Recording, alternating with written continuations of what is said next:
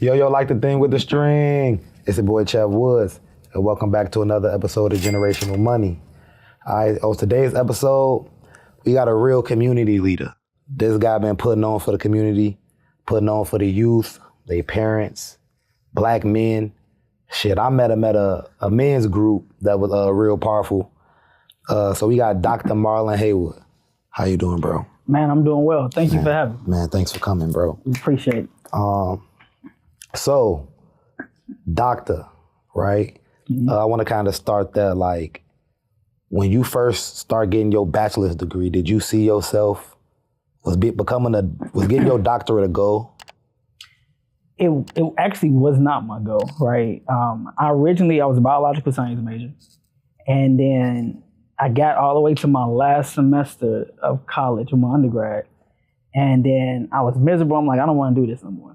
And then I had a black male that was a mentor. I was like, have you ever thought about going into education? And he gave me this aptitude test that kind of determines your interest, your like where you can see yourself going.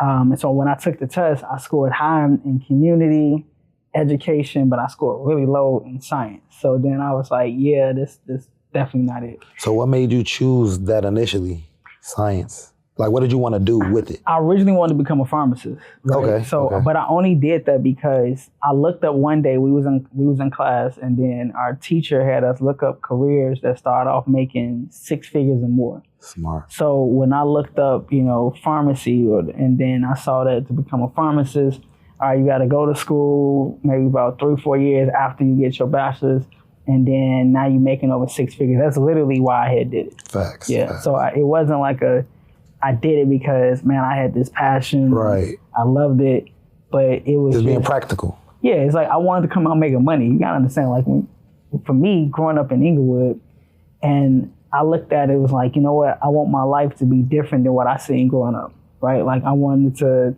have a nice big house and go to a place that I can provide and support myself.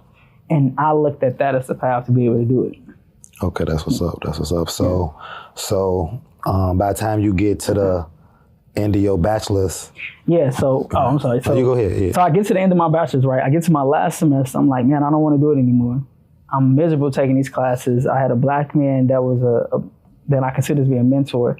He said, have you ever thought about going into this particular career? He tells me about higher education, going into that for my master's. And I'm like, what's a master's degree? Because I didn't even know what a master's degree is. Facts. So then I literally end up enrolling into this master's degree program at NIU. That's why I went Northern Illinois University. Shout out to the Huskies. And I enrolled in that program. Another black man helped me out is because he ended up working with me to get a grad assistantship, helped me with, getting my personal statement right in it. And then I ended up getting into the program, so the grad assistantship paid for my graduate program to go into adult higher education. I originally did not want to do it because I had this mindset that going into education, doing anything nonprofit work, community, they don't make no money. Right? Like that's what broke people do. I think a lot of people got that. Yeah. Idea. So that was kind of the mindset that I had. So I didn't want to go that particular route, but my heart was like working within the community. Like I loved it. So like when I would go into the schools, talking to the young men, talking to the youth in general, like, man, I felt like I was fulfilling my passion. And so I saw myself excelling in that. So I ended up rolling into the master's degree program, graduated in 2 years, and then came out with my master's degree. And then from there, I started working at Malcolm X College. Okay. And then... You got it in education? I got my master's in adult higher education, yeah. Okay. And so I started at Malcolm X College as a transition specialist on the west side. And imagine, I'm the south side. I'm from Inglewood. Facts. And so I'm working in the adult education department, and they got me working with the adult ed students and like the guys who working to try to complete their GED. But I noticed they were not completing their GED at the same level as the young ladies. So I asked Dean at the time, can I start a male mentorship program? She said, cool, you can start it. I started it, and then the first group I started was Urban Male Initiative. So that's literally how my group got started, is because I saw a need. Facts. And I'm looking at it like, how can I meet a need? I didn't know anything about starting a nonprofit. I didn't know about grants. I didn't know any of that. I just knew that I wanted to make a difference. And it was me starting this group. So I would order wings, I would order pizza, I put up signs around the building, and guys was coming. Like I started off with 5 to 7 guys, and then before I knew it, I had like 20 to 30 guys consistently coming every week to meet with me. And then they heard about it at the main campus of Malcolm X, because I was working on the adult ed side at the West Side Learning Center, on the West Side. So I ended up expanding it to the main campus of Malcolm X. So then I ended up having a course. I was teaching the Urban Male College Success course. Then I had the adult education program. And then from there, I actually ended up working with the guys working on a 2-year degree at Malcolm X College. And then before I knew it, it's like, man, it's growing, right? Because I got these different populations at Malcolm X. And so then I started taking those group of guys who was working on a GED, working on a associate's degree, to the local high school and the local elementary school. The first high school that we went to was Crane High School. Then the first elementary school was Brown. That is then how we end up becoming and expanding to becoming a nonprofit Urban Male Network. Right. Because then I saw it being bigger than just being at Malcolm X College. And before I knew it, I had a friend of mine. I was like, man, I can help you get your nonprofit started. And then that's how we got Urban Male Network to be what it is today. Dope. So with that, once you start transitioning or pulling it out of Malcolm X, were you still working there, or did you leave and just kind of fall all the way into Urban Male Network? I didn't actually fall into Urban Male Network right away. So I was still working at Malcolm X, and then from Malcolm X, I started working at Rush Hospital. Okay. So I ended up getting connected with my supervisor, who was a Black man. His name was Dr. Dotson, right? And I never forget this life-changing moment for me, because he said, first he did 2 things. He said, one, there is a fellowship that is available at Rush right now, Rush University Medical Center. And then I said, what do you mean about a fellowship? Because I didn't really understand and know what a fellowship was. So he told me it's a health disparities research fellow, where you pretty much do research on health disparities. Now, I didn't really understand at the time what health disparities was. What does that mean to be a researcher in doing health disparities? Like, I never did that. So he just saw something in you because you wasn't even really qualified to do it. Exactly. See, now you're hitting on something, right? I didn't feel that I was qualified. Yeah. So then he came to me and he said, are you interested? And I said, I'm not qualified. And then the first thing that he said to me is that I didn't ask you if you was qualified. I asked you, were you interested? Yeah. And I said, okay, cool. Well, then I'm interested. And then, so then he said, for the next 4 weeks, I want you to meet me during your lunch period. He gave me all these articles and books on health disparities. So he had me to read, then he'd meet me in his office, had me meet him in his office during my lunch, and ask me questions and interview me on the stuff that he told me to read. So I'm like, okay, like I'm like, now I feel like I'm very knowledgeable about health disparities. You're ready now. And about the health disparities gap in Chicago versus if you get on a train going downtown. Like, I was able to speak to stuff that I didn't know anything about. Like, I didn't know about I wasn't able to speak to the food deserts, right? That's in our community. Stuff that you really did know about, but just didn't know it was there because you experienced it and lived it and see it. Because I was in college in my sociology class, and he was kind of like teaching us a lesson, and it clicked like, wait a minute, that's me and my cousins you teaching us about. Like, exactly. There's people in the class who can't relate to what we studying, but even though I didn't look at it from that lens, it's like in hindsight,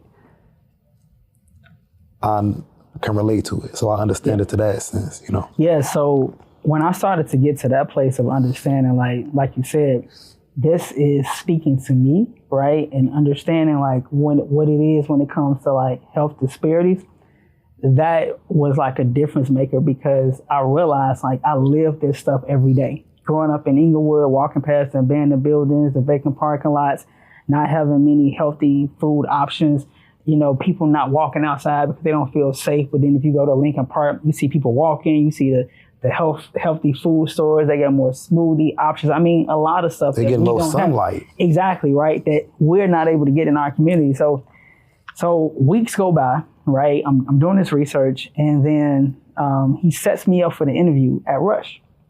I make it past the first round of the interview. I make it past the second round. I get all the way to the third round.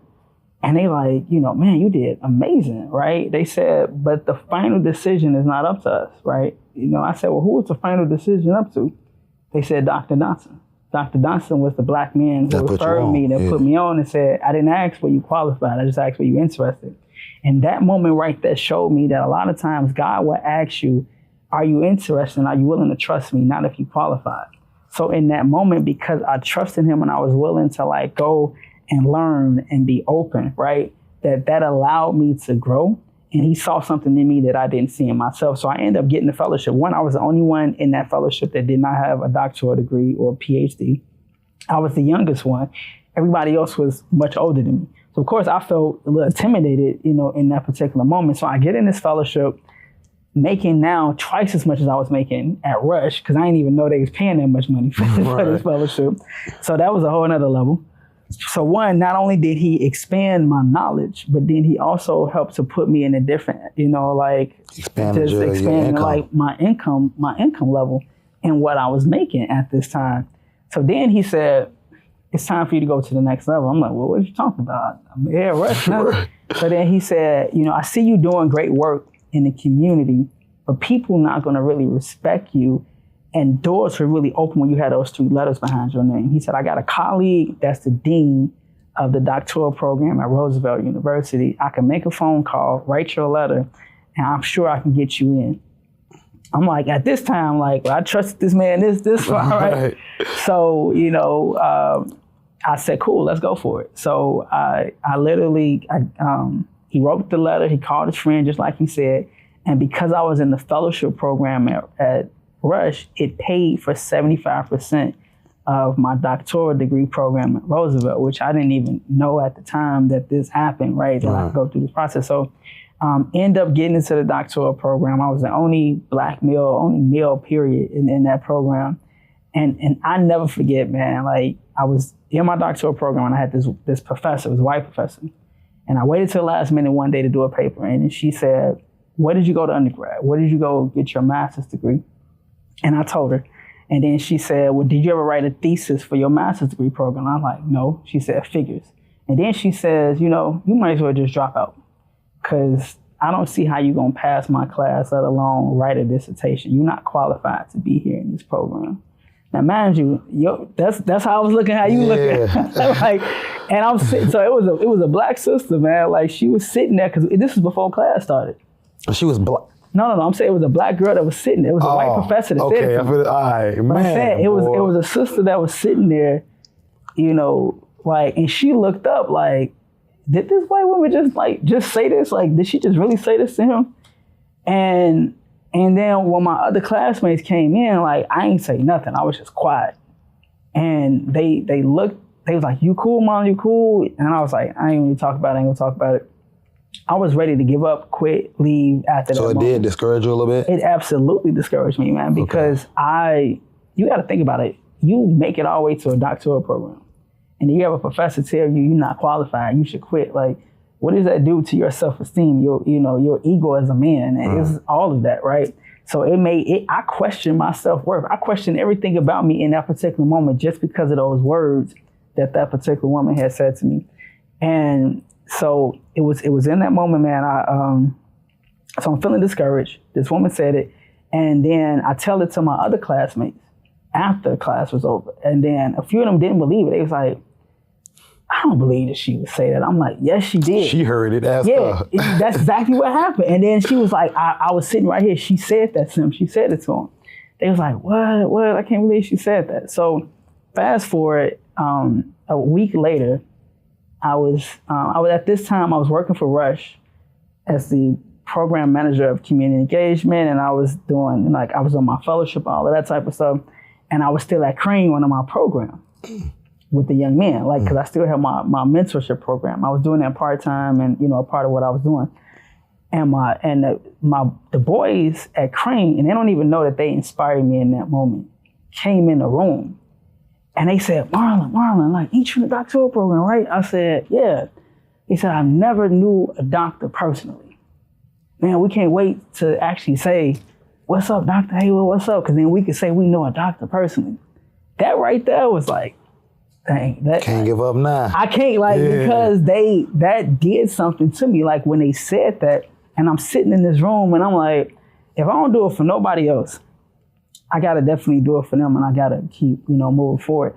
And then my grandmother, who was always a spiritual person, she said, grandbaby, God didn't just bring you this far to let you down, you know, and if he brought you to it, he can bring you through it. And so in that moment, I prayed, I trusted God. And sometimes it's hard when you're going through a particular storm or you're going through doubt. And it's like, God, I don't see you right now. But I said, God, I trust you. And I said, God, I'm going to give this to you. And so in that moment, I ended up connecting with a dissertation coach. It was a black man from Howard. And I connected with that brother, and he kind of dissertation coaches. I didn't even know it existed. Me neither. But it was a black professor at Roosevelt connected me to a friend of hers who was a dissertation coach, who was a black man. His focus was helping other young black people like me complete their dissertation. And so I worked with him. He's like, man, all you gotta do is tweak this, do this, you got this, you can do this. Like, he was like really coaching me, like on what to do. And before I knew it, man, I literally finished my coursework and my dissertation in 4 years. I was the first one out of my program to finish. Now, if you know anything about dissertations and doctoral program, I finished that in 4 years, and I finished by the time I was 30.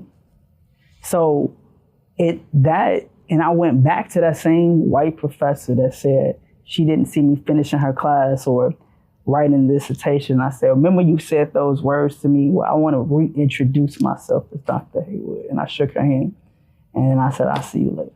Did she? Oh, then the first thing she said, what did she say? She wasn't lost for words. She said, I wasn't being racist. I was speaking against the system that passed you along. So she still was being racist. That's literally that was her first response. And then she said, who's going to read your dissertation? Your mama, your daddy, your uncles. She said, you're not going to be a prolific writer or a scholar in the field until you start writing, what she said, like, putting out more, scholarship writings or articles and that type of stuff. Like, so she tried to put another layer on top of it. Did you accuse her of being racist? No, I never said it. All I said was, you have it.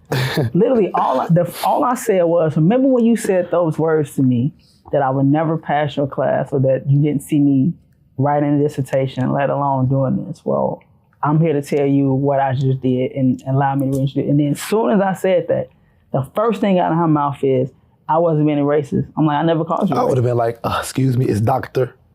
when you speak to me, ma'am.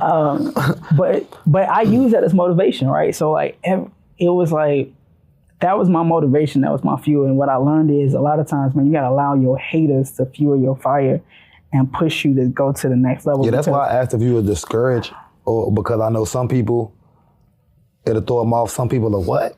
I'm gonna show you, right? Yeah. It all depends. And sometimes if you come off discouraged, you can kind of find your way to letting them motivate you, or you could give up. So I'm glad you didn't, you know what I'm saying?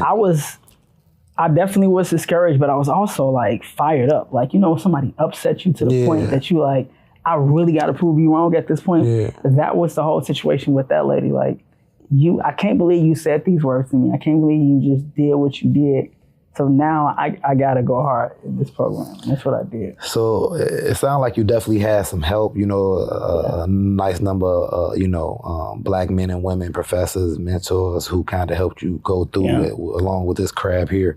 But like what role do you feel like your educational experiences, what you learn, play into like what you do in the field? Do you feel like does it mirror, or is it like a lot of what you learn kind of go to the wayside and the actual work you do is vastly different? You talking about, so from being in my doctoral program or just education in general? I would say while you was a student, so maybe not the BA, but the master's and doctoral program, and learning. I don't know exactly what did you get your doctorate? Oh yeah, so I get my doctoral degree in educational leadership. Okay. So the emphasis focuses on nonprofit management. So that's perfect. So like, and in that, it's a lot of research, and it's not as, you're not sitting down learning like you would be in high school, college, but I'm still sure you learned a great deal during that. And I was just wondering if a lot of what you learned translated over into what you actually do, or if not really, you know what I'm saying? No, I mean, definitely. I would say, because with the doctoral program, it's majority writing, right? So you gotta do a lot of research, you gotta do a lot of reading. So when it comes to grant writing, when it comes to like understanding like how to put things together, a lot of that I had to do in my doctoral program, right? So, but I would say for me, a lot of what I learned through life. I learned through trial and error. Right. Yes, there was like in my program, there was these, you know, lessons, there was these classes that taught you on nonprofit management, that taught you about how to, what does it look like to structure, right? Or when it comes to audits, or being an executive director, or being a leader of an educational system, and what does that look like? Like we learn about theory to practice. So we learn about all of that. But my best lesson was through my failures. And what do I mean by that is, for example, I was working for this nonprofit. I'm not gonna name it because I don't want nobody coming back trying to sue, talking about slandering their name. But it was a nonprofit that I was working for before this. So if you go on my LinkedIn, you'll see it. And so I left Rush to go work for this particular nonprofit. I was there for about 1 year and 3 months. I was the director for like community engagement and partnerships or something like that. And, you know, my role was to like learn about government contracts, meet with government officials, businesses, like that's what they kind of put me in a role to do. Then they put me on the grant writing team, right? So in that moment, I started learning about grants, government contracts, how to write grants, like how to do all of this. Like I didn't know how to do this before. So I was gonna ask you, like, how did you, what was your foundation in learning, you know, the grant writing? Yeah, so it was this. So when I was working for this nonprofit, like they put me on the grant writing team. And here's the thing. I was on the grant writing team, but I was the one writing the majority of the grants, because a lot of times when it came to issues dealing with Black people or writing for grants that will service our community, the people on the grant writing team didn't have that particular knowledge like I did. So then they would be able to give the information about the organization, but I was able to give the information about the issues affecting the people and the type of programs that need to be implemented. So I was the one writing the majority of everything, and then they were just kind of bringing in the information about the organization itself. So you make sense? Yeah, so you got, they trained you, like for you to be writing it all, being new to the program, you got a formal training, or they gave you? It really wasn't a formal training. They was just kind of like, you do this, take on this. And, you know, it was. And after doing it so much, you kind of just. Yeah, like because I was just doing it, and technically it was not my job. Right. They had a grant writer. That was their job that they got paid for. But because what I'm saying is that person didn't really understand issues affecting our community because they didn't look like us.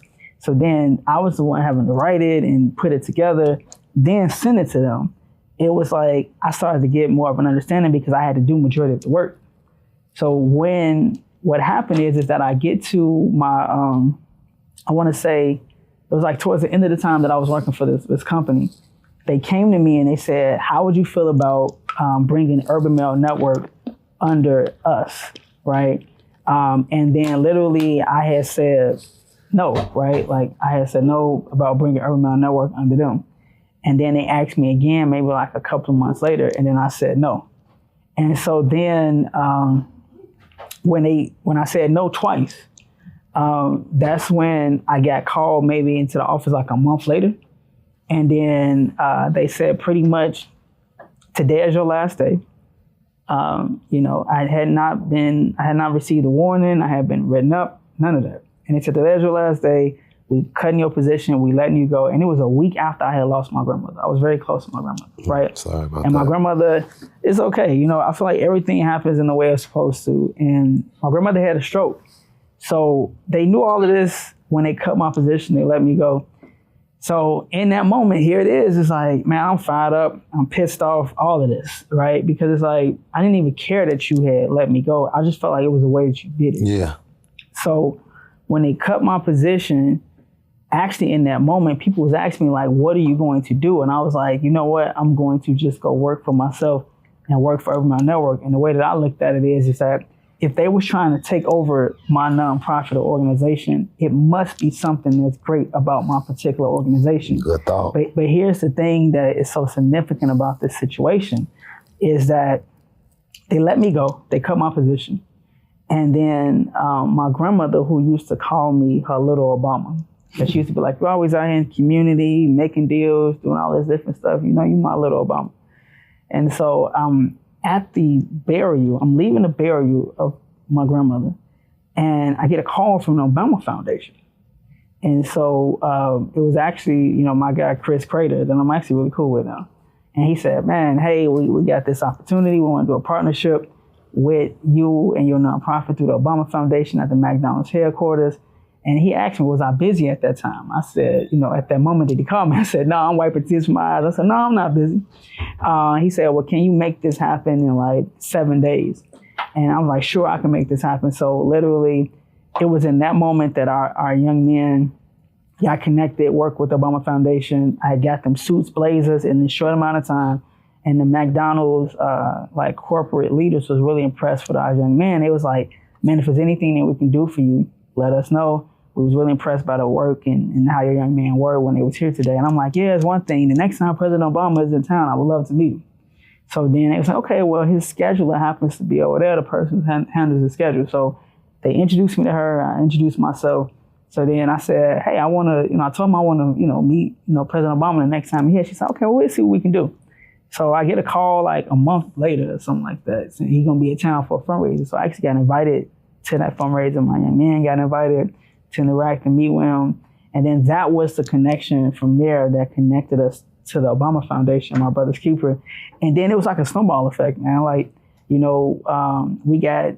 ended up getting an email or a call from United Way. They sponsored us. Then Nike ended up sponsoring our programs. Then the city of Chicago, then the state, then the county. And it was just like things just started coming left and right. So me getting fired was the best thing that could have happened to me because, but after that, it's like we expanded and took off as an organization, right? And that taught me the importance of ownership, right? Because if you own your own brand, you own your name, and you put in your sweat, equity, tears, and everything into something you build, nobody can ever take that away from you. Because if I allowed them to take my organization and say, hey, here, we can come under you, they could have said, we're letting you go and we're going to keep this, and then now we own it. But the fact now, man, that we have been able to build and expand, and then I think about the amount of people who are families are being supported through a vision that God has put inside of me, right? Absolutely. And then the amount of young people that we have helped with jobs, like all of these are things that I learned through time, through trial and error. But at the end of the day, it's like understanding the importance of, again, ownership. And that's the thing that's so important from there. So let me ask you, what does mentorship mean to you? Like, do you feel everybody could benefit from having a mentor, or do you feel like only a certain type of person? Like, how important is mentorship to you? Man, like mentorship is very important because every step of the way throughout my life, right, there was something that I did not know. Like I've heard many guys say like, man, my father wasn't in my life or my mom wasn't in my life. And then they use that as a reason or an excuse. I don't even want to say an excuse because everybody have their reasons why they didn't accomplish something that they wanted to or needed to do in life. But what my mother didn't have knowledge of or my father didn't have knowledge of, throughout my life and the journey of my life, I've been able to connect with different people that helped give me the knowledge. So for example, with real estate, it was this Black couple. I went to a seminar that they was teaching other Black people about how to flip and obtain real estate. I just knew I wanted to get into it. So I signed up for their course. I paid the money for their mentorship, because I felt like it was worth the money for me to pay for their mentorship. And they mentored me, and that's how I learned to get into doing fix and flipping. It was me learning about real estate that I was able to take that skill set and then bring it into my nonprofit, right? And then from there, even when it came to the land bank, RAGE, which is an organization in Inglewood, Resident Association Greater Inglewood, they was doing workshops with Cook County Land Bank, teaching community residents about the land bank, right? I attended that particular session, and then from there learned about the land bank, so then I could take that knowledge and then do the work that we're now doing with the land bank. When it came to getting my doctoral degree, I didn't know anything about it, but there was a Black man that did know, and he connected me along that path and that journey. My pastor, Pastor John Hanna, like I look at him as a spiritual father, a mentor, all of that. I didn't understand about ownership, being debt free, investment. What does that look like to be a leader? How to speak to people, like how to engage the crowd. I was around him, I saw he did it, and I'm like, man, I want to do exactly what he's doing. And then it gave me the blueprint to do that. So it's like throughout my life, right, there have been Black men and different type of people, mentors, men and women, that have helped me, that gave me the blueprint to say, you know what, I can take that. If they can do it, then I can do the same thing. So that has showed me the power of mentorship. And I always tell my young men, your network is equal to your net worth. Absolutely. And I want to shout out my boy Ricky Layfield too, for kind of partially connecting us. We had an interview. I know he's one of your partners. I want to congratulate you for opening the Empowerment Center too. Well, thank you. Recently. I want to ask, like, in the next 20 years, right, when you look back at like the work that you've done through Urban Male Network and what you're about to do through the Empowerment Center, like, what would you like to see for your young men? You know what I'm saying? Like, what would like be success for you? For me, the success looks like somebody said this to me. It was actually an older white man. He said, the work that you're doing, you are imparting your DNA in these different young men. And so by you putting your DNA, your imprint on them, then they are now continuing the work and continuing your legacy. Like I never even thought about it from that particular standpoint. But my hope and my vision is that, 10, 20, 30 years from now, is that now they're the ones who now they're starting their own groups, or they own homes, or, they're business owners. They're great, their fathers, grandfathers, whatever. Like, that's what I want to see. And then from there, like, they're continuing the legacy and they're growing it. I don't want to be doing this where I'm 10, 20, 30 years and I'm still trying to run an organization. I should not be doing it. I should be retired, sitting on a beach somewhere, having me a winter home in Florida, Arizona. Absolutely. Like that's what I want to be doing. I do not want to be sitting here trying to be one of those people still trying to run an organization 20 years from now. Like, I don't want to do that. So with that said, like, for the people who, we talked about it earlier, who might have a misconception about nonprofit work, like, can you speak to how nonprofit work could lead to wealth and generational wealth? Absolutely. So here's the thing, right? A lot of our people don't get to where they're supposed to be because of lack of knowledge. So even, for example, as a nonprofit status is a 501c3, right? So as a 501c3, now people have the misconception that you cannot pay yourself if you're a nonprofit. So let's say for you, if you start a nonprofit, generational wealth, let's just say that's your nonprofit. Well, your nonprofit does training, workshops, and teach people about financial literacy. You help with people being home buyers. Like, you do all of this stuff. And you get funding to do this. Well, you as the executive director can pay yourself. And then you can still, right, give out this knowledge, do this workshops, and do everything that you need to do, but you're just tax exempt. With it, so that'd be the misconception that a lot of people don't have. And there's a lot of benefits from starting a 501c3 versus just kind of having an LLC, because then the tax structure is different when it comes to, you can get donations that you don't have to pay back, right, through grants. And, if you got a business, all of that money, let's say you get $100,000, well, Uncle Sam's going to want his cut of that $100,000. Where if you got $100,000 as a nonprofit, then, that's different when it comes to like how it's looked at as being taxable income and that type of stuff, because it is, considered a donation for a charitable cause. So let me ask you, like, let's say, like, you're doing a fundraiser. Right. That's like income, but it's a nonprofit, so people look at nonprofits like you can't make money, right? But that's not necessarily true, because if you can fundraise, or like let's say one of your students, or not even one of your students, one of your staff maybe designed a real dope Urban Mill Network shirt and now is building some demand, and now you selling them for $10. Like, that's something that you can do as a nonprofit. Because you're a nonprofit mean you can't sell that shirt? You can't sell that shirt. Like, people don't know the NFL for years, you can look this up, I'm not making this up, was a nonprofit. Right? A $1 billion industry was a nonprofit. Red Cross is nonprofit. Catholic Charities, nonprofit. And they bring in billions, right? So, there is a misconception about like how you can be a nonprofit, what you can sell. Because you can, think about it, people sell stuff all the time to raise money for nonprofits. You got to think about the auctions and stuff that they do. I mean, there's a lot of ways that you do it. The difference that people have to understand with a nonprofit, technically there is no one person that particularly owns the nonprofit. That is the difference. Like a board of directors? You have a board, right? That executive director, that CEO technically reports to the board.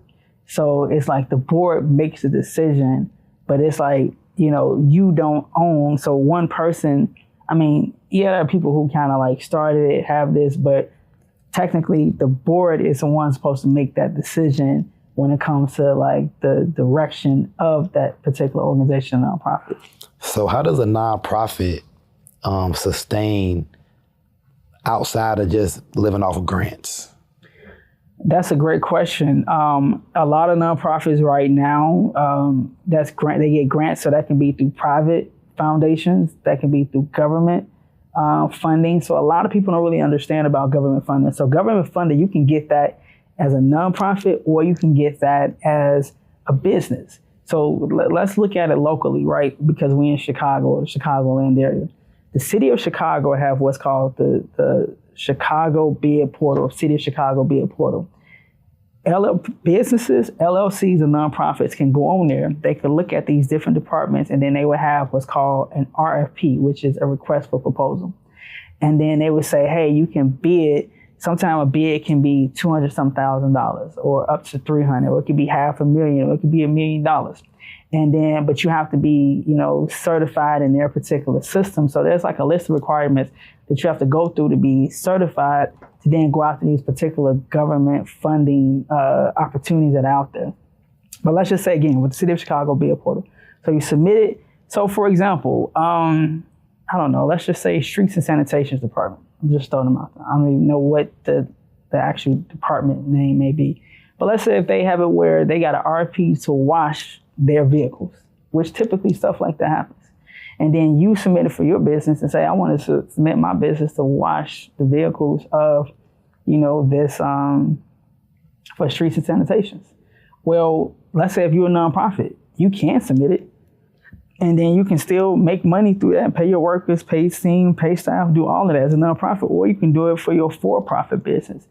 A lot of people don't understand that you can sustain your business by getting government contracts. And if you get government contracts, before the era of the current administration, I mean, typically you can depend on knowing that government contracts typically renew, right? Like people make living off of, this is why people fight so hard about who is in the seat as mayor or a seat as governor or alderman, state rep or state senator or U.S. senator, U.S. representative, because they can make decisions that affect livelihood, right? That affect people's livelihood. Yeah. And they can then say, hey, I want this budget or I want this money that's allocated to go to this organization or this entity, or they can sway things behind the scenes when it comes to like different proposals that are out there. I mean, on a federal level, we can look at how much money Elon Musk has made just from the government contract that he's received from the federal government. And then it's public knowledge that if you go even to the city of Chicago, you can see who's getting a lot of the money when it comes to the city. I don't know offhand, but if you go see, like, everything is public information, but all of these contracts, whether it's the state, the county, the city, like, these opportunities. And when it comes to who is getting government contracts, I want to say I think it's less than 2 to 3% are Black and minority owned like businesses, right? We need more knowledge And a lot of times we're not more knowledgeable, right, to apply for these particular contracts. We're not putting ourselves in the positions to do that. So these are ways that you can bring in money, whether that's getting the government contracts, or another thing can be through social enterprise. Social enterprise is then getting to a place where, you're selling a particular product, or you're positioning yourself, to bring in funding, or you're establishing something that now people can pay for a particular service. And then that can be through a for-profit arm of the nonprofit. So there are a lot of ways that people can bring in money outside of just grants. And then that can be your nonprofit provides a service to schools. So maybe you get a contract with the schools, or maybe with the park district. Like, all these different entities get an allotted budget to provide service. So then if you're now understanding about the contracts and how to operate it, and then put yourself in the position to go after these contracts and businesses, that's how you win. So not just grants, but contracts as well. Contracts is very important. It's not just grants is the name of the game, it's contracts as well. I never really understood that for nonprofits, honestly. Yes. So like, if you think about the Chicago Park District, or Dalton Park District, or Calumet City Park District. Somebody got to cut that grass. Somebody got to wash the windows. A lot of times it's not they hiring just staff to do it. They contract it out. They have a contract, and then they give that bid out to somebody that comes and do, cutting of the grass, or may do snow removal. Like, these are real contracts that be out there that people don't be knowing for the schools. Like, how does somebody go about, like, if you own a nonprofit, are you looking to obtain a contract? How do you go about doing so? It's not just as a nonprofit, though. You can be or for profit. Absolutely, you can be a for-profit. So let's start with CPS, right? You can ask to become a vendor with CPS. A principal or assistant principal has to recommend you to become a vendor. Right. Once you become a vendor with CPS, then they have on their website or their portal, similar to the city of Chicago, that they have different vendor opportunities that you can submit for as a vendor. So, for example, right, transportation is often a huge problem, like lack of transportation with CPS. Well, Ricky and I were just talking about this yesterday. If somebody was to become a vendor with CPS as transportation vendor, now there's always, how many schools need transportation? And if you got the vehicles, you got the bus, you got the van, that puts you in that winning position. If you are a photographer, a videographer, and then think about prom season that's coming along, graduation pictures. You know how many schools bring in photographers to take pictures? Man, it's crazy. I got my vendor's license with CPS, but I didn't know about this portal that you're talking about. I'm about to go after the interview. I'm about to go. Yeah, just check and see. And then once you become a vendor with CPS, then you can even start making a pitch to just various schools to say, hey, you know what? Like, I'm a photographer. We have these packages. We can set this up. Cold calling. Yeah, it could be cold calling, sending out mailers. It's a numbers game, right? Like, so it's not like with grants, I know they post them and you can apply for them. Correct. With the contracts, it's just more so networking, rubbing elbows, and just working your move to see what needs that you can fulfill based off of what you do, and trying to just make it a long term. Well, with contracts, it's about seeing the contracts that's out there, but it is important to build relationships, because if you build the right relationships, they know your name. Somebody said this to me. How they used to say, it's all about who you know. Right. Well, it's not just about who you know, it's about who knows you, but then what they feel about you once they know you. So yes, you may know them, but they may not know you. And if they do know you, what do they feel about you and your name when it comes up, like, in the room? So that can be, again, like when it comes to a particular contract, like, all right, you submitting for a contract, maybe you know this person that's in the room, maybe you know this person that's in leadership, and then that can kind of help you when it comes, and then say, hey, well, what do I need to do for this particular contract? To kind of like, fill out the paperwork, do what I got to do so I can be successful in trying to obtain what needs to be done. So CPS was a good example, but like, if I'm not into the education move, what I can, and I want to look for contracts, because you said, obviously you want to know about the contracts that's out there as well as building your social proof. Can I Google contracts in Chicago? Like, how does somebody go about finding the ones that I posted for them to go, let's say, apply for or fill out the paperwork for? So this is why I would say check out the different government sites So City of Chicago bid portal is one. Like you could literally Google City of Chicago bid portal and then just stay constantly looking. Or you can look at the departments that align with the type of work that you do. And then what I would do if I was in your position or anybody else's position is then I would reach out to that contact for that particular department or that department head or that department liaison. And I would say, hey, I'm looking to kind of build a relationship with your department, look for new RFPs that are coming out. And then they may say, hey, well, we don't have anything out at the moment, but hey, in the next month or so, be on the lookout because we're going to have such and such RFPs that's going to be coming out, which is a request for proposal. And then here's how you can apply. You can come out and learn more about it. So at that moment, it may not be there, but if you build the relationship, then you can begin to learn about it. So then when it do come, now I put myself in a position to go for it, right?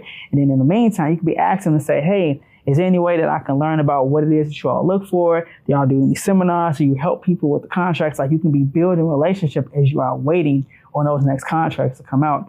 Cook County has it, right? The state of Illinois has it. They have various departments from Illinois Department of Human Services to the Illinois Department of Public Health. Like these are all different type of entities that put out RFPs. And once you start finding out about these contracts and then what fits the area of the work that you do, that is a game changer, I'm telling you. But again, a lot of us don't know about it and it takes some work, it takes time, but you begin to build and put yourself in a position to make that happen. Absolutely.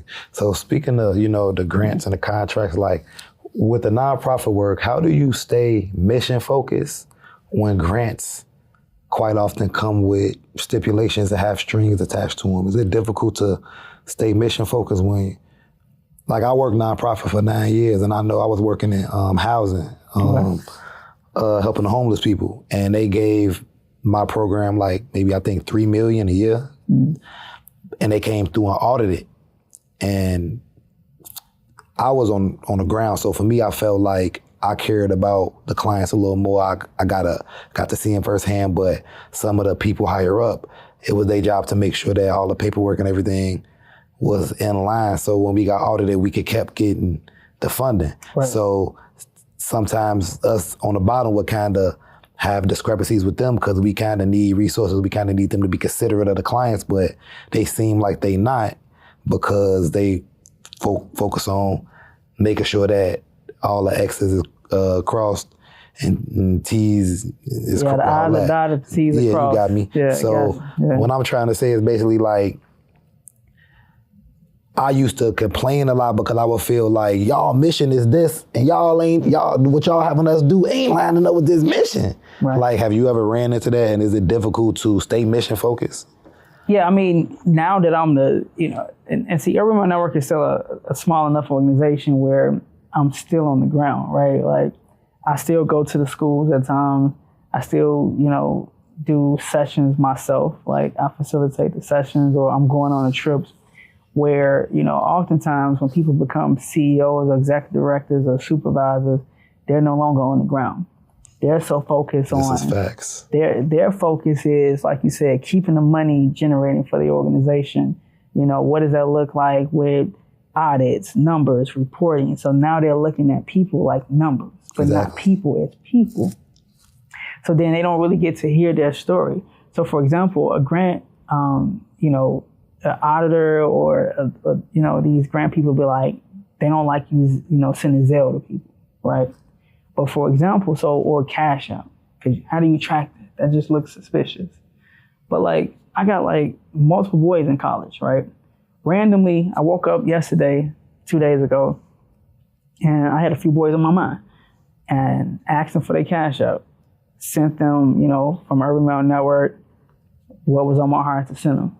Man, they was happy as ever, right?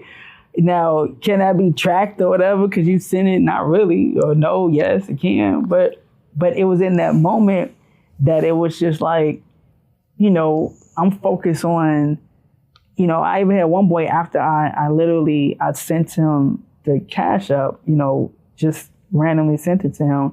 He sent me a picture of an empty refrigerator. Like, man, you know how this just blessed me because I'm about to go grocery shopping right now. So it's moments like that some stories you can't tell, some things are not connected to data and numbers, but it's still our mission and focus is helping young men reach their full potential, redefining what it means to be an urban male, building a positive network. And how can we be urban male network and we don't be a network to our own young men and support them when they are doing what they're supposed to do? That ain't gonna be nothing in the data and statistics to show what we did. But at the end of the day, that's mission focused, right? So it's things like that, or even, Ricky and I was just talking about this. Like, we just purchased a charter bus recently, right? Now, if somebody was looking at it from a numbers perspective, they say we already got a school, which we do. We got a school bus. But I looked at it from the standpoint of I want a charter bus because I want to take young men on college tours outside of the state. I want to take them to HBCUs. I want to take them downstate to Morehouse and Tennessee State, to where the biggest expense typically for travel is the bus transportation. Well, if we own the bus, the only thing we paying for is the driver. That cuts down on the cost tremendously. And then, we could put them in Airbnb or whatever, and that cuts down on expense, right? You ain't gotta, get hotels and that type of stuff. But that's me looking at it from a mission perspective, as opposed to like, I'm just trying to meet the numbers or the audits and we trying to do this. Like, how do we make sure that we are fulfilling a purpose for the young men that we serve? And oftentimes, too, you have to understand that the people who are leading the nonprofits that serve our communities don't look like you and I. They don't come from the same communities. They don't stay in these communities. They're great community leaders or leaders of community nonprofits or organizations because they're good with structure. But when it comes to understanding truly like the plight of our people, and not saying that they can't, but they're not the one, they're the ones leading, but they're not on the ground, right? And that is also sometimes the issue as well. So when you're saying like, man, we out here, we grinding, they ain't getting it. No, they're not getting it because they didn't grow up like you did. They didn't grow up like these people did. So for them, they won't understand it, no matter how much. And that comes from a place of privilege. And oftentimes when people are in a place of privilege, they don't see how their privilege is they're benefiting from that. And then how it's blocking them from understanding like, well, why can't they just understand, and pay for this or pull up themselves by the bootstraps and go get a job? Because it's more difficult than that. You had a more of a head start. You got 10 steps ahead. This person had to start 10 steps back. All of those things, right, that people don't talk about. And it's important. So I give you an example. If, there are certain type of demographics and races where when they graduate from college, their parents will have money set aside to buy them a house, right? Like when they get married, when they graduate, or they already have a business because for generations, this been passed down. Your great-great-grandfather started this business. He been running it. Your father worked here. He's running it. Now, son or daughter, when you graduate, this is gonna be yours. All you gotta do is graduate. Matter of fact, we paid for the college, we got the business, and we set up the money to pay for your home. You know how much of a good start that is? But then when you got somebody who struggled to get through college, now you coming out, you got student loans, then now you telling me when I try to get a house or to get a loan, you counting my student loans into my debt to income ratio. So then that kind of like sets me back. And it's like a domino effect, right? Like then when you're trying to get a home, you have to figure out the down payment for the home. And like, where's that's going to come from on top of paying back these student loans? So when somebody has something that's handed to them and then another person has to like work and continuously work and struggle to get there, there is a difference. And so people then get to a place of like, well, I don't get it. Why couldn't you just do this? Because I did. Well, because again, you started a few steps ahead. This person had to start a few steps back.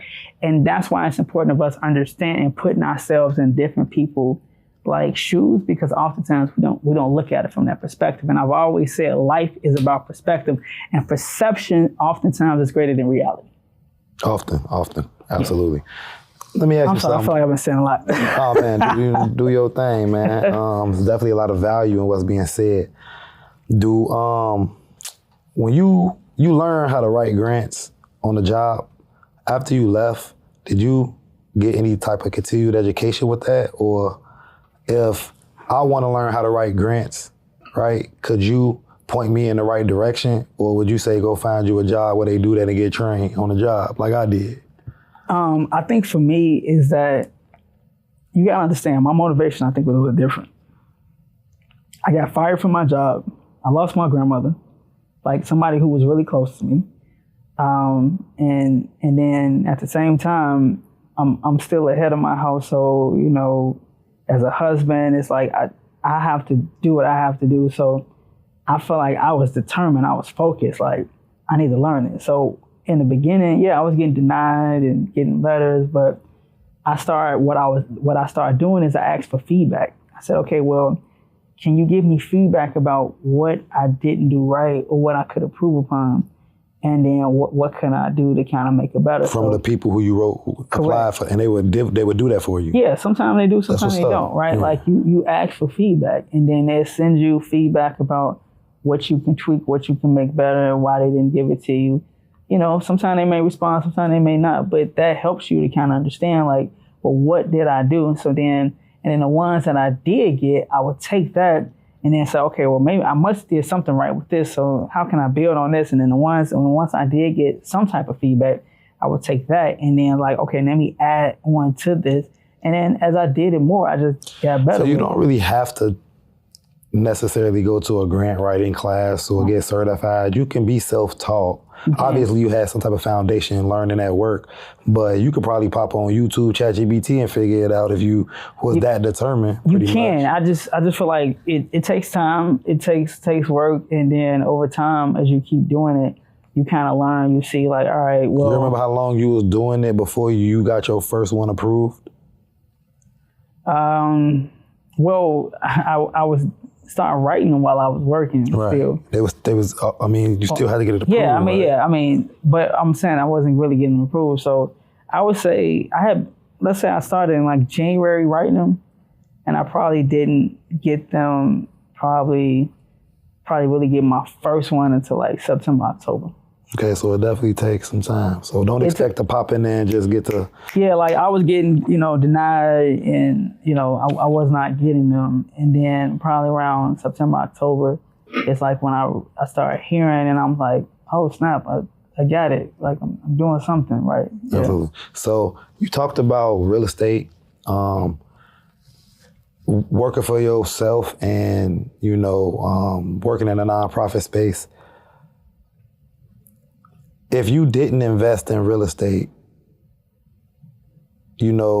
obviously we want to have multiple streams of income.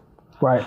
Some people, their primary income might not be enough to cover everything, so they have to get supplemental income or increase their income. Mm-hmm. But without the real estate, like with the work that you're doing and how you have things set up, you will still be cool, or do you kind of need that to supplement? No, actually, I feel like now my human capital, when I say human capital, like knowledge that I have supplements me more than anything. That's dope. So it's like... The IP. Exactly. So people pay me or want to pay me for the knowledge that I have. And I didn't even think that I had the skill set. Like, I never thought that me learning how to write grants would be a big deal, or me just having a passion for wanting to start a nonprofit, that people want to pay me to teach them, right, how to do that. Or when it came into getting into real estate, understanding how to navigate through the land bank system and how to get properties from the land bank, but not only just get a property from them, but then write a grant, because I own multiple properties through the land bank. What is the land bank? I'm sorry. The land bank is Cook County Land Bank. The land bank is a government entity, and they have land banks across the country, where when people fall behind on their taxes, they get these properties for little or nothing. Is this like the tax lien auction thing? It's not necessarily. So you don't do an auction. So and this is great conversation to learn. So the land bank is a government entity and organization. So we get a chance to look it up. It's Cook County Land Bank Authority, CCLBA, Cook County Land Bank Authority, .org. And so what it is that with this site, they have these properties and land where people went behind on their taxes and then they bought them.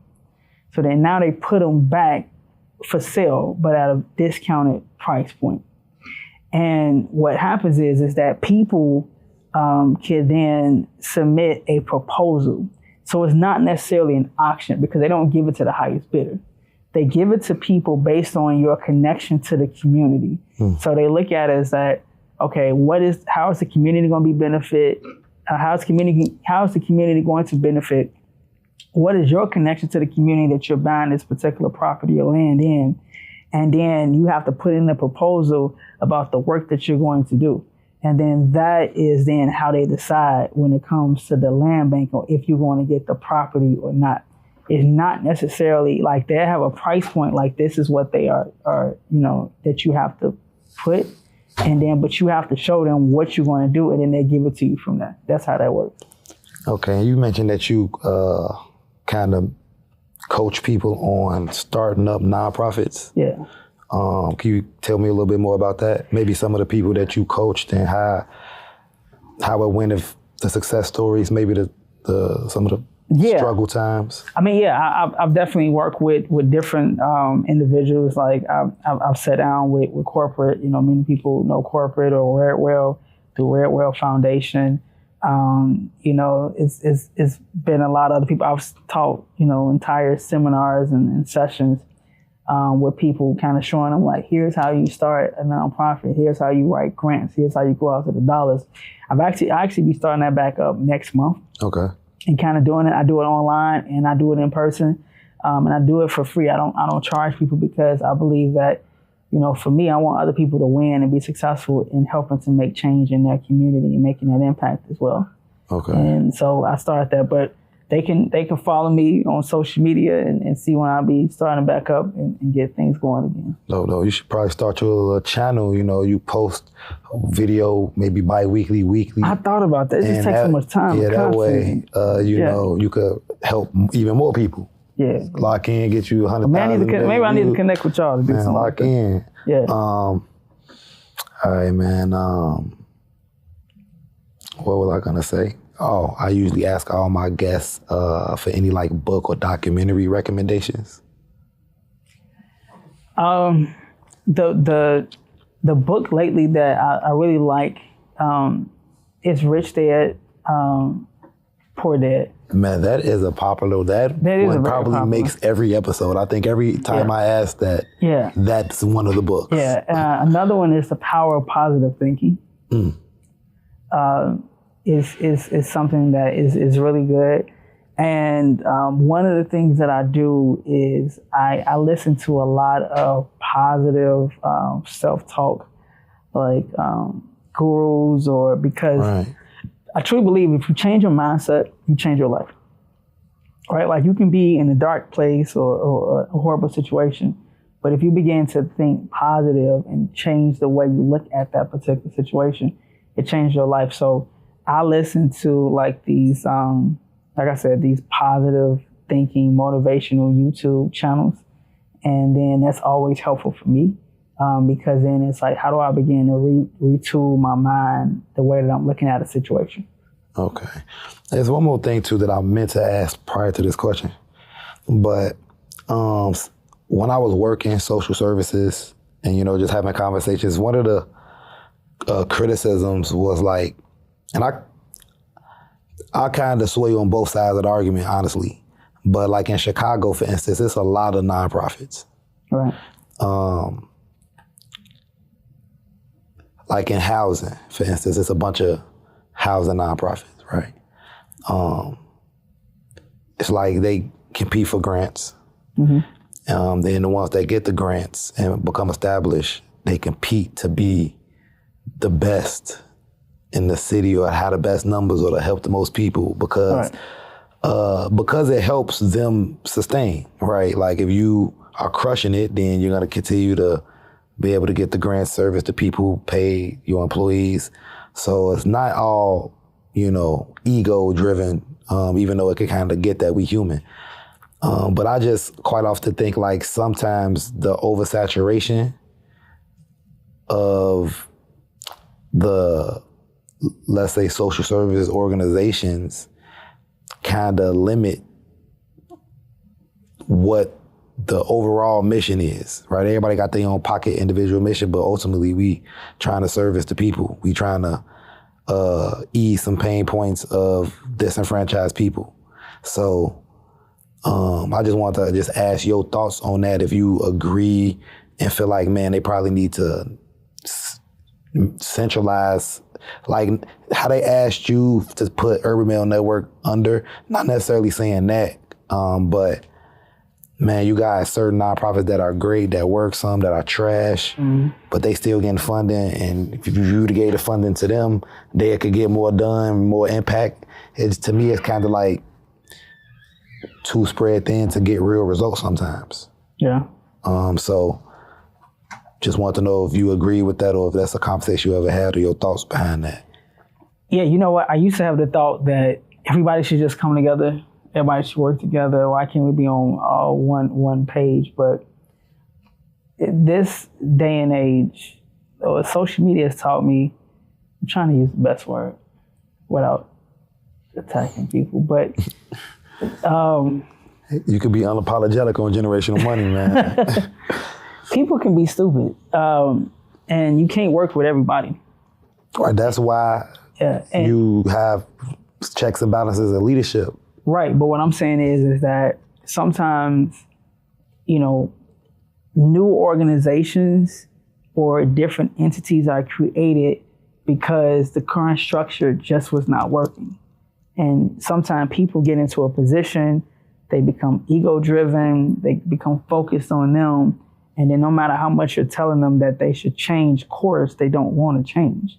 So, if you look at, just businesses, ideas. I mean, if everybody said, okay, well, this person already has this, I'm not going to start it, then, for example, we wouldn't have Amazon, right? You got to think about how Amazon came about is because they was like, oh, I had this idea to kind of do something different, but Blockbuster was killing the game, right? At that moment, the whole current model was you go into the store. Talking about like Netflix and Block. I mean, that's. I'm just saying, but but that's Blockbuster. But we get to a point where we have Amazon right now. But Amazon was started in the garage. But yes, Netflix kind of went from there. But then now we get to the place now we have Amazon, you got Amazon Prime, you got everything else, the streaming services. Right, they are streaming now. But I'm just saying, but it got it to the place where like Amazon is kind of outbeating pretty much everybody. Where at one point when it started, Blockbuster was the like major like thing that was out there at that time. Even when so that's all what I'm saying is that over time it's like. I think it's different though. I think what you're talking about is different needs being met. I'm speaking more so on the social services need. Amazon, Blockbuster, Netflix, they provide entertainment, peace of mind for people, distractions. And obviously they for profit, but when we talking about like, I'm gonna give you an example of what I mean. Like the organization that I work for had a few different grants. I was under one grant. We had 150 tenants that we could house. A lot of BS went on. Nobody really cared to some hit the fan, to somebody died, to some landlord called and made a report like, then you guys, some organizations that like, they training better, the way that they get their staff prepared better, the way that they manage their resources are better, and some of their clients graduate out the program. I get what you're saying. Most of the clients in the program I had get in there and die.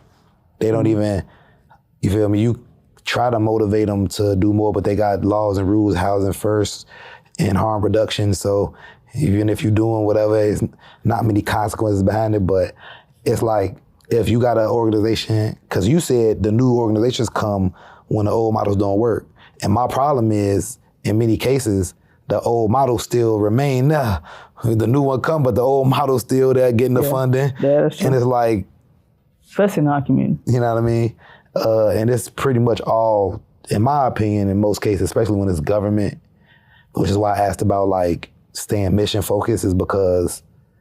But you know why those older organizations model that's not working is still getting the funding, and then the newer organizations that are grassroots are not? Do you know what that is? Relationships or experience? Relationship, experience, getting involved in the political process. So a lot of times with a lot of younger people or even younger voters, oftentimes they're good at protesting, right? And marching and doing that type of stuff.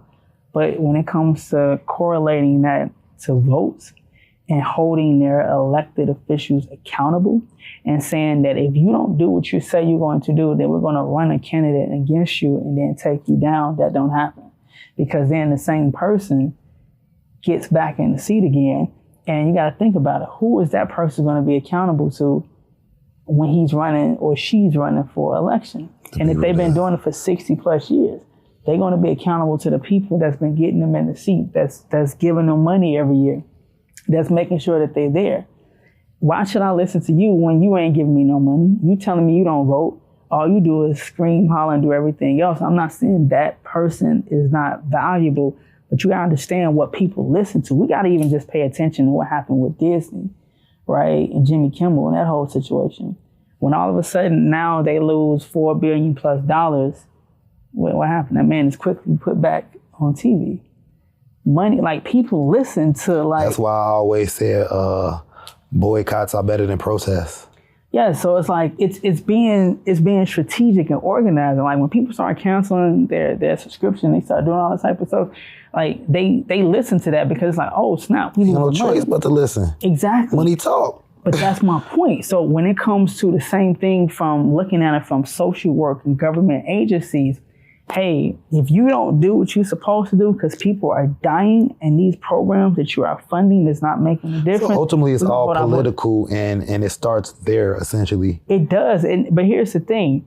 We look at it as, you know, a lot of time, our people, we often focus on just the governor, the president, not the judges, mayor. Not the yes. So it's like you got alderman, your local person, your state rep, your state senator, your elected school board. They decide on like the elected school board for the district, the elected school board for the school.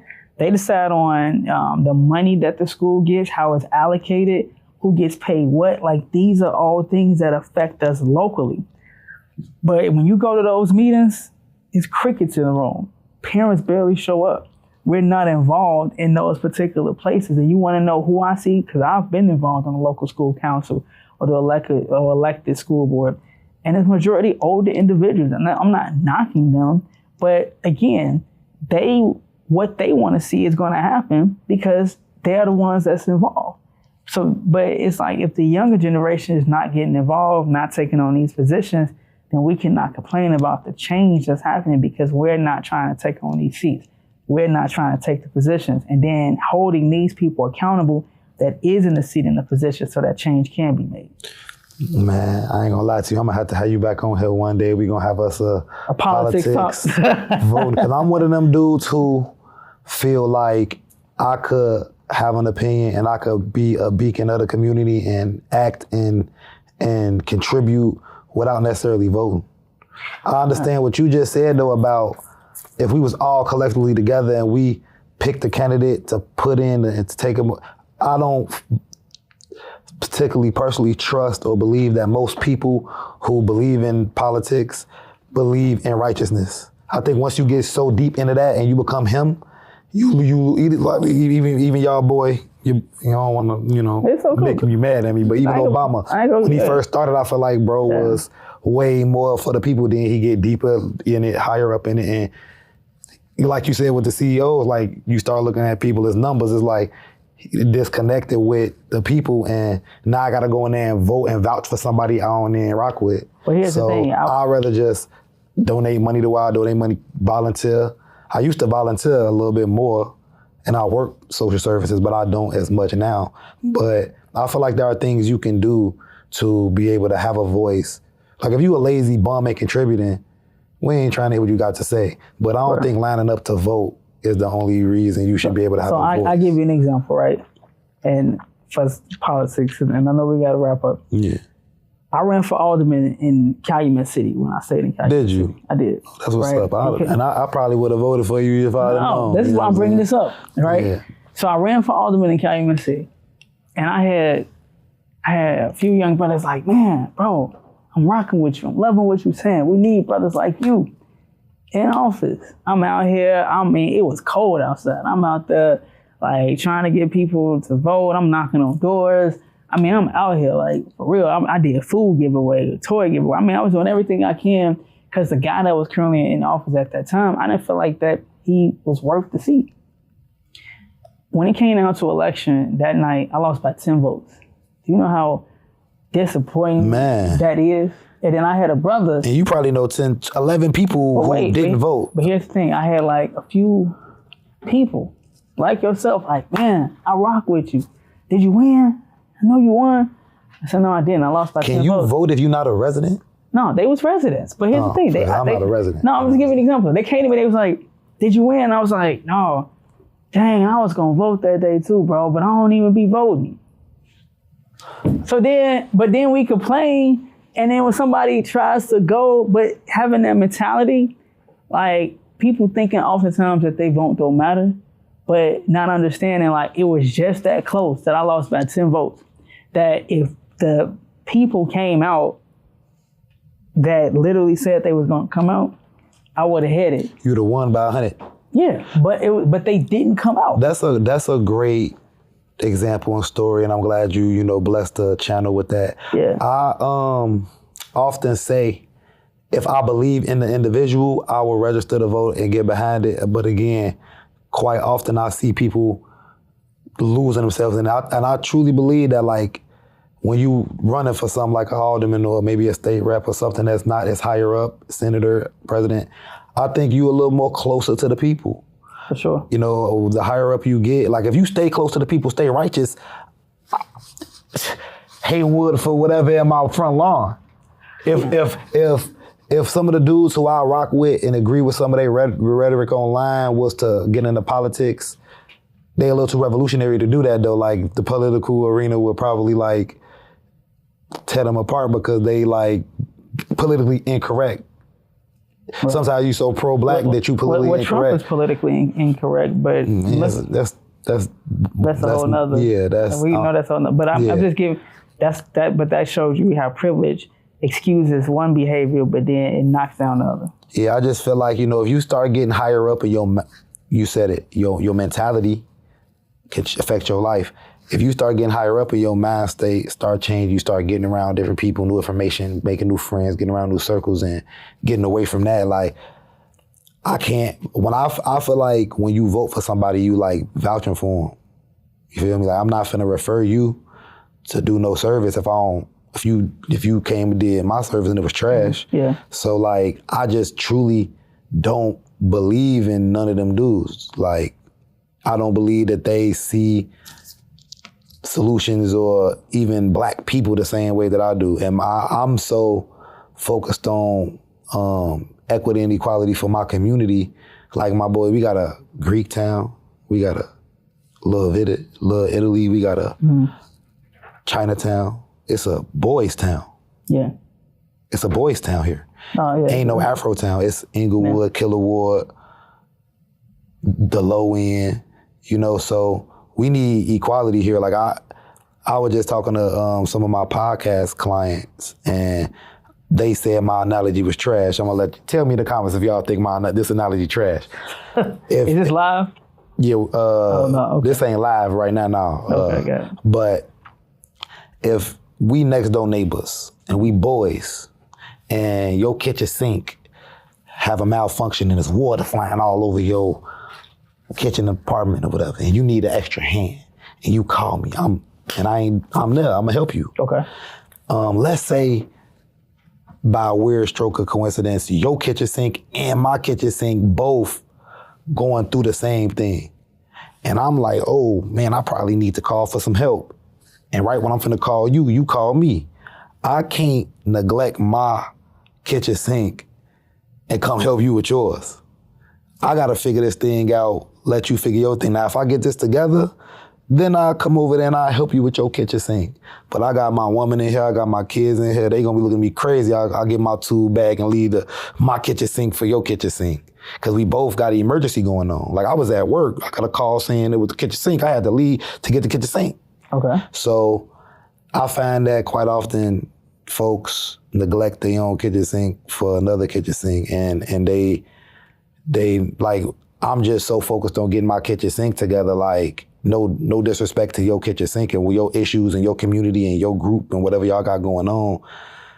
Y'all ain't focused on me and my kitchen sink, and my kitchen sink, big kitchen sink is since 16, 19. But isn't that kind of what you were just saying about how we as Black people and social service organizations should come together and not focus on our own independent issues? But then if we I'm not saying our own independent issues. I'm saying we need to come together. If you're saying the sink, that's an independent issue. Right, but I'm saying that what I'm saying now doesn't reflect or mirror what you saying I was just saying. What I was just saying about social services is a core issue, right? Is in the community is homelessness in Chicago. Okay. Right? Your mission is to minimize homelessness. Your mission is to end homelessness. Y'all both got a mission surrounding homelessness. If we share the kitchen sink, yes, we should both come together to get this kitchen sink together. But if we got individual kitchen sinks and we individual people, like I'm talking about. But can I interject real quick Absolutely. and tell you how I think that this analogy is the same? It's because both of y'all have kitchen sinks. Both of y'all, your water is splashing everywhere. But if you both got to the place of not focusing on your independent issues, it can be one major water line that's affecting both of you all in the whole entire block. So if y'all got together, you can be like, you can find out like, man, maybe it ain't just us. This is a bigger problem than both of us. It's affecting the other houses down the line, but ain't nobody said nothing because we the only ones that's communicating. And then now we can get together and then talk to the city. Here's my response to that. Fix that. Here's my response to that. In regards to the kitchen sink, let's say. Whatever's your analogy. I'm gonna respond. Okay. In regards to that, the reason that don't work, because I agree from that standpoint. That's what the Rainbow Coalition was with Fred Hampton. Mm-hmm. Fred Hampton said, look, white people, Asian people, Latinos, Blacks, we don't need to be hating each other. I believe that's how Harold Washington got elected. You know what I'm saying? Okay, shout out to Chicago. Yeah. The issue is, let's say, imperialism, or let's say capitalism, or let's say the government. That's what rhetoric. So, from that standpoint, it's like folks tried that don't work. Now you got everybody in their own respective groups working on their own respective issues. I just find that our community don't do that. We leave our group and Charlie Kirk just got. No, that's a whole nother conversation. I'm just saying I'm just saying it's a lot of people that died in our community. They'll come after you just because the way you said it. Charlie, did the camera on me? Charlie Kirk just got. I mean, rest in peace, Charlie Kirk. You know what I'm saying? But did he not just get? Like, I ain't saying we smoking a Charlie Kirk pack in here. Like, I'm not a child, but at the same time, he just got smoked. So, a lot of people is running around debating and arguing and Charlie Kirk and all that. But like Charlie Kirk, when he was out there talking, he didn't even advocate for the Black community. So it's like. But you know, it's a lot of Black people that are advocating for him. That's my point, and I'm saying like they over there at that kitchen sink when they kitchen sink, like that's why I brought that up. You know what I'm saying? Like I'd be with it if Caucasians and gays and Latinos and everybody else didn't only come to help us out when it was a national thing. Like, yo, y'all ain't concerned about us over here. Like, I live 2 blocks away from O Block, bro. Ain't nobody concerned about us over there. It's dirty, nasty. But you know what's interesting when you saying that is that O Block has become a tourist attraction. But 2 blocks away ain't. 2 blocks away is niggas dead in the alley. 2 months ago was a nigga dead outside my crib. My car, I parked it in a church lot. I came outside, it's a bullet hole in my car. You know what I'm saying? Like, O Block a tourist attraction, yeah, but when the white people ain't out there, it's still like that. And it's gonna change because they build an Obama library and they gonna gentrify the area, but I'm just saying that's what they do to us. They gentrify us and move us around, but it's a boys' town. So if the boys in the boys' town recognize what I'm going through, yeah, I'm with you. We could figure out what the main line is to get it together, but that ain't the case. And we tried that already. Mm-hmm. Like, we tried to put that together and they killed him. Jesse Jackson came you know the story. Yeah. But yeah, I definitely would love to have you back to talk about that, because I think that goes into generational, not gonna say money, but it goes to the Black community or just the American people getting to justice, righteousness. You know, a lot of people scared to talk politics and religion and all that, but we can sit down and we can have because they say if you want to start an argument, you talk about politics, what is it, money, and then religion. Right. Now it's gender and all of that, but that literally will lead to arguments and everything else. Yeah, but as far as generational empowerment for our people and just the American people, I think a healthy conversation from two guys that respect each other, that kind of see it a little differently, will be good content for the world. So, you know what I'm saying? We definitely gonna have bro back. You want to tell the people like what you got going on coming up? I know you mentioned you about to start your coaching again, and you just opened the Empowerment Center. Yeah. I'm gonna drop your websites in the description, but you could tell the people anything you want to tell the people. Yes. So I got Grant Funded LLC, where I be teaching people how to write grants, how to start nonprofits, where you can check me out. But then also I have urbanmailnetwork.org. You can find out more information about what we're doing as an organization. We have our UMN Empowerment Center that we just opened up. Excited about that particular work. And again, this is just the beginning. So check us out. You can follow us on social media. Urban Mail Network is our Instagram. Facebook is Urban Mail Network Chicago. Or you can follow me on Instagram, which is just Haywood in1, HAYWOOD in1. And you will stay up to date with things that I have coming up. And this is just the beginning. I don't know what's going to be next, but appreciate you, man. Well, I thank you, man. I definitely learned a lot myself, and I hope the viewers, you know, walk away with some valuable information. Yeah. Shout out my boy Prophet. Shout out to Royalty Production. Shout out my homegirl Kelly Joy. We out. Peace. Chip.